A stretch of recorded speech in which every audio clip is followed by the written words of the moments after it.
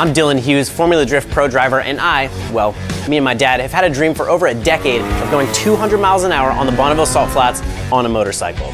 Follow along, this is Permatex Flat Out 200.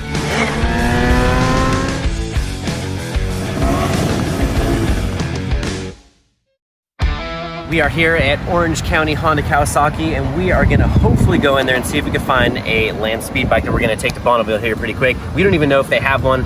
We just figured we'd come over here, check it out, look at some cool bikes, and of course maybe see some dirt bikes, because I'm pretty into that as well. So let's go inside and see what they got.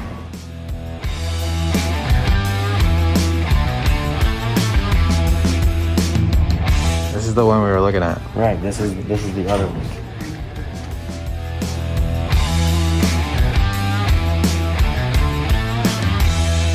This is my girl right here. If I was gonna get, I'm gonna be that one right there.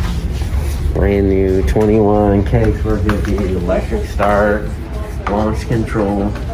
Yeah, dude, this thing is. I rode one of these last week and it gets it. It like really gets it. Look at all the stuff on this thing, dude.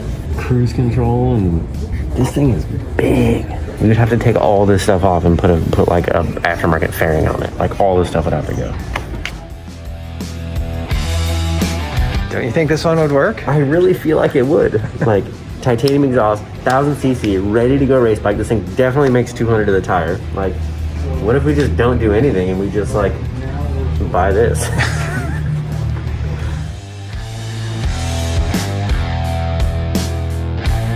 Okay, Bank of America, we ran around the street. Apparently they don't like credit cards there, so we have to go get a cashier's check. So we're here at the bank, we're gonna grab this check. Hopefully it's easy, and then we're gonna go right back there. We're gonna grab that bike, do a little bit of paperwork, and then they're gonna send it over to their shop. Their shop is gonna do whatever it is they have to do to it, and then we're gonna ride that baby out of here. We got the funds, brother. Yeah. That was actually fairly painless. I thought for sure it was gonna take forever, but we're on our way back to the dealership. It's 1.5 miles away. Let's do it. That thing's insane. Insane. That's what we're looking for. All right, dude, I appreciate it. Thank you very much, Alex. Yeah, not a problem. Do I have to like not run the piss out of it for a while or what? For 600 miles, I would like go through the rev range, make sure you don't get the metal too hot. Just kind of go up and down, give it some time to rest, and then after 600 miles, change out the oil. Then after that, blow right through it. Sick. Yeah. That's what I recommend. So we have to be nice to it. Yeah. I'm sure it's gonna be so loud. It started! I don't know why I'm surprised.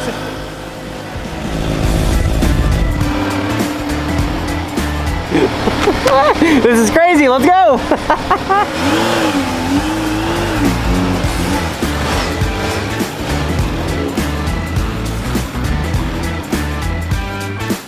So we were definitely a little bit bummed out when we couldn't get that bike out of the Northwest. That one seemed like the easiest, best route to go with, but that just wasn't an option for us. So really we started doing a whole bunch of research trying to figure out what was gonna make the most sense, whether we were gonna do, Busa, or, we're gonna go buy a GSXR or whatever it was gonna be, we didn't know. So we just started doing a bunch of research, and it turns out Kawasaki came out with this insane bike called the H2.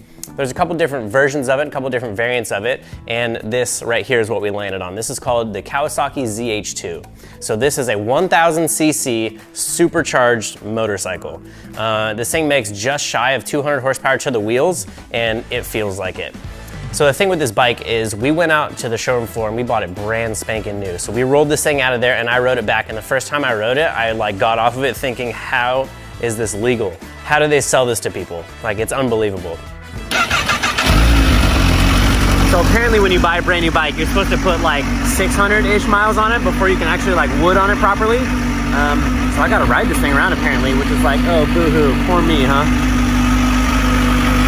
Would you rather go 200 on a motorcycle or go do that? I will go 200, I mean right this minute, like right now, before I would do that. That was so gnarly. These dudes are getting like pounded out there. Like, it's just crazy because you can stand here and look at it and you're like, wow, it's a big wave, But dude, imagine being underneath that thing. Like, that's like a 20-foot tall, 15-foot tall pile of water coming at you. Like, it's so gnarly. So trying to be nice to it, so we need to put about 600 miles on it to get the engine broken in, so we need to swap all the fluids out of it once we've reached that point. So I've just been riding the thing around trying to get used to it, and that's been fun. for sure, to say the least. It's like I said, like I can't even put in words what it feels like. And of course I had to get my dad on it, have him go ride it around.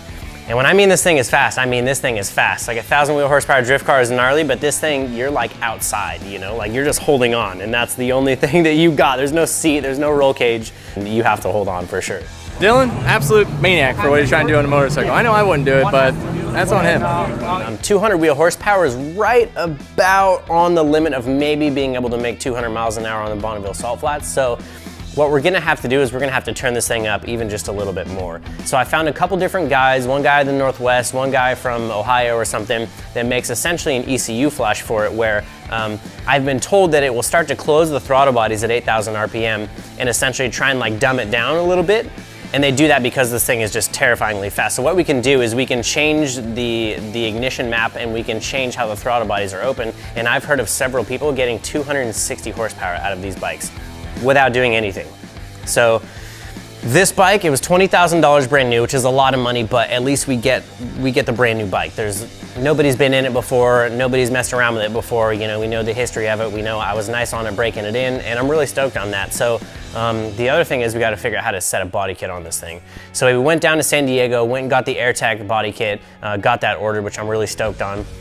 We'll be able to kind of rig that thing up on there and completely change the way the bike looks and try and make it as slippery as possible, because this thing's, you know, it definitely doesn't have a fairing on it. It's kind of open and a little bit naked in that sense. So it's definitely not the most aerodynamic, but moving forward, I think once we get that AirTag body kit on it, the thing is going to be slippery as all get out. So really stoked on this thing, man. Just been kind of getting used to it. I mean, really, I feel like I really need to take it to a track day to truly grasp what this thing can do, because at no point riding this thing on the street can you hold it on the throttle stop for any extended periods of time.